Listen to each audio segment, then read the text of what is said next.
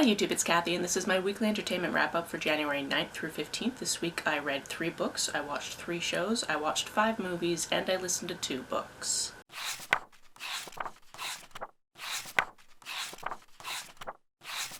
First this week I finished Bloody Spade. This is a fantasy book set in a fantasy world where 7 years previously magic was returned to the world, and it kind of comes in different suits of a deck of cards. Since magic was released, some people have magic powers and some people don't, and because of that an academy was created so that people with powers could train to learn how to use them and then use them to police other people with powers. 2 of these people were the Jane siblings, who were orphaned the night that magic returned to the world. He has already graduated, she's just about to graduate and join the force. However, the person that everyone thinks is doing all of the worst things to do with magic might not be that person. We also get the point of view of a couple of other characters, and I really enjoyed them as well, but I want you to just go into this knowing as little as you can because it is fun to unravel. However, as the title suggests, it is also bloody and very violent, so know that going in. This is the first in a duology. It has ace and arrow representation, and overall I enjoyed my time with this book and I'm excited to read the second one whenever it comes out. Next is I Hope We Choose Love. This is the first book that I read for the 12 challenge that you probably saw going around either Twitter or Instagram if you happen to have those platforms. Basically, you're asking for 12 recommendations from 12 different people and you're going to read those books.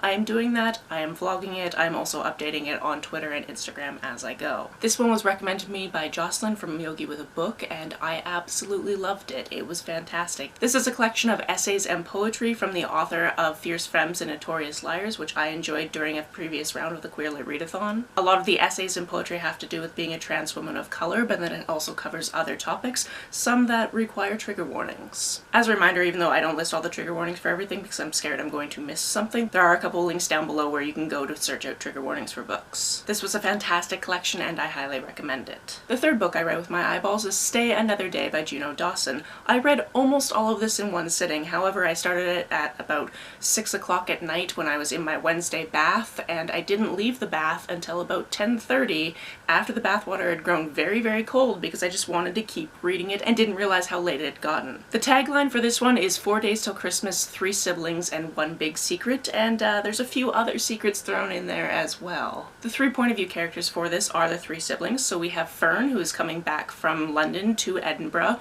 for Christmas. We also have her twin brother Rowan. He's in Bristol, but he's coming back for Christmas. And then we have Willow, who is young enough that she is still at home and she's not actually attending school at the moment because of health complications. One of the things you need to know before going into this book is Willow does have an eating disorder, and that is heavily discussed in this book. So if that's going to be a trigger for you, I would leave this alone. There is also one other point of view character, and that's the house itself. It starts us off, there's a section in the middle, and there's a section at the very end that is from the house's perspective. Essentially, the previous year, Christmas didn't happen at the house because Willow had gone into treatment. So Rowan went off to France while the rest of the families kind of stuck together, but not at the house. They went to like the countryside or something like that, / they visited Willow in treatment. And this year, Fern is bringing her boyfriend home, Rowan is bringing his friend Sid home, and they are mostly there for moral support for Rowan because they would do anything for Rowan. However, once this giant cast of characters actually gets together and everyone meets everyone else, we have a flashback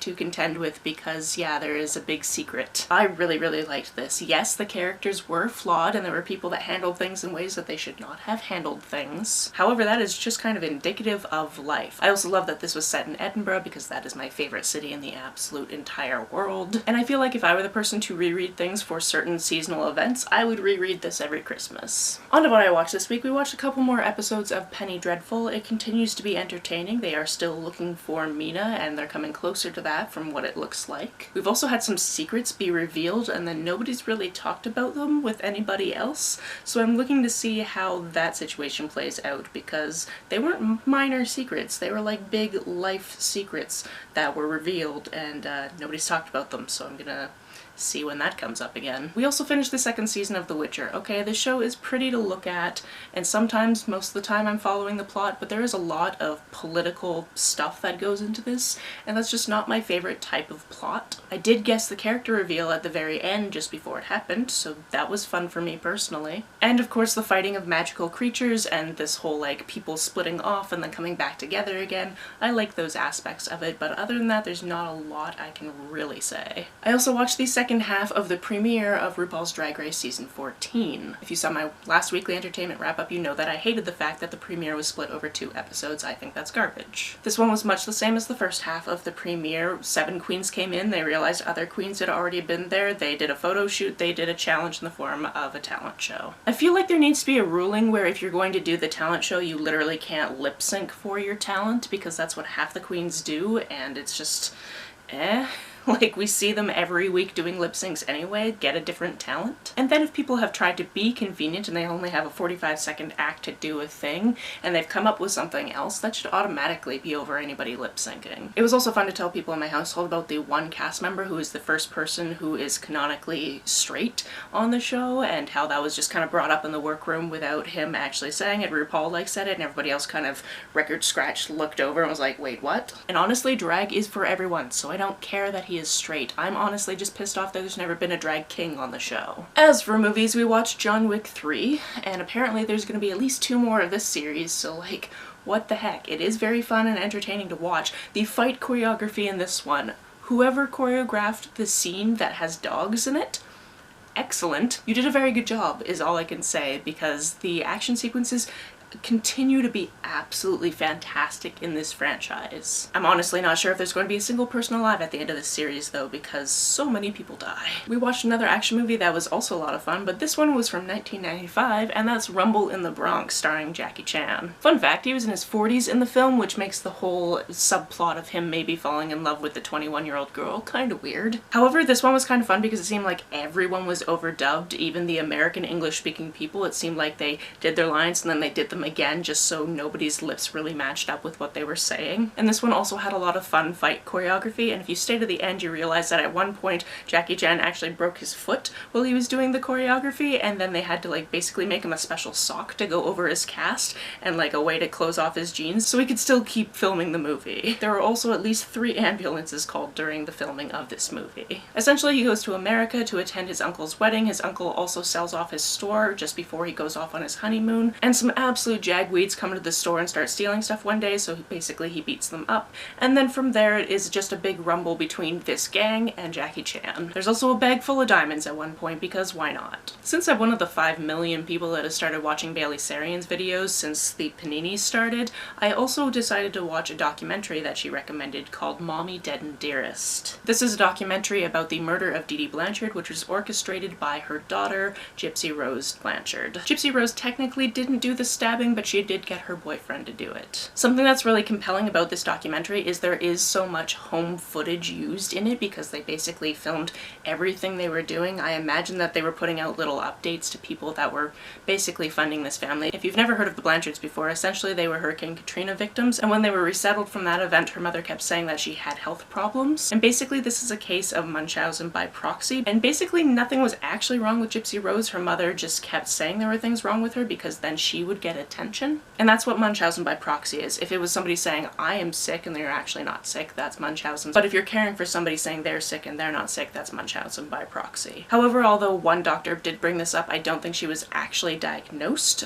because she ended up dying before anybody could really root out what was happening. If you're interested in true crime, this was a good documentary. We also watched Ghostbusters Afterlife, a movie I didn't know was happening, and I don't really know why it happened. Essentially, somebody apparently decided we're going to give Ghostbusters back to its fans, deciding of course that the fans are only men, so this movie just completely disregards the previous reboot that I actually very much enjoyed, and instead the daughter of Egon goes to his family house after he dies, bringing her 2 kids, and then they find out that ghosts are real. Nobody really reacts to this at all. Paul Rudd plays a character in this because nobody objects to Paul Rudd in anything, and the one character of color that I can remember was literally named Podcast, so what the hell even was this movie? This also had one of the kids from Stranger Things, and he's growing up, and that's just a little bit weird to me because obviously we're probably always going to think about them as the kids from Stranger Things. And I enjoyed the person that played his sister. I don't think I've seen her in anything before, but she was really good in this for what it was. The last movie we watched this week was MacGruber. I had never heard of it before, and Chad was like, do you want to just watch something silly? And I'm like, yeah, sure, why not? So he put this on. The origins of this is MacGruber is a character that they used on Saturday Night Live, and then they made a whole movie out of it. It's basically MacGyver, but absolutely ridiculous. Essentially, the titular character has been dead for 10 years because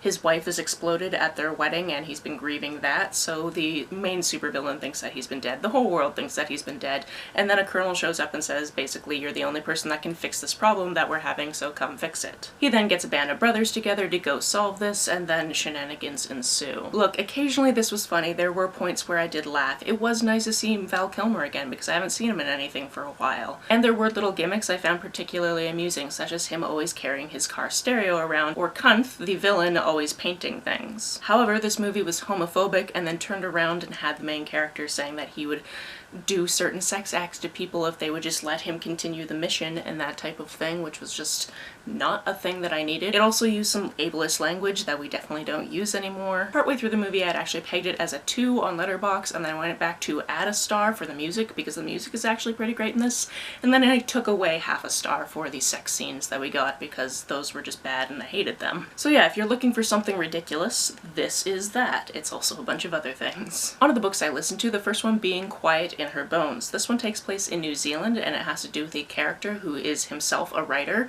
In fact, his first book was actually a blockbuster book. They got a movie made out of it, but as we meet this character, a couple of things are going on. Firstly, he's back in his family home for a little while because he had a car accident, and because he hit his head, he's having some memory problems. He's also walking around with a boot, so he's got to walk with a cane or crutches at all times, and basically just needs some help. So he's back with his father, who he doesn't particularly like, and his stepmother and stepsister, who are great people. He likes them. But then, not too long into his stay, there's a knock on the door from the local police saying that they've located his mother, who's been missing for 10 years. His mother left when he was in his teens, and that's actually something that's always very highly impacted him. It's actually something that has drove him to his writing career and his success to an extent. And then he becomes embroiled in this murder mystery and trying to figure out who killed his mom, because it turns out she wasn't just away, she's been dead the whole time and not too far from the house. Our narrator, because of his injuries, is very, very unreliable. There are sections of this where he wakes up and kind of realizes things that he didn't remember before, and then you as the reader are like, wait, did I miss something? Oh no, this other thing didn't actually happen? Okay. Since he's back home in this gated community and a lot of his neighbors lived there when his mother disappeared,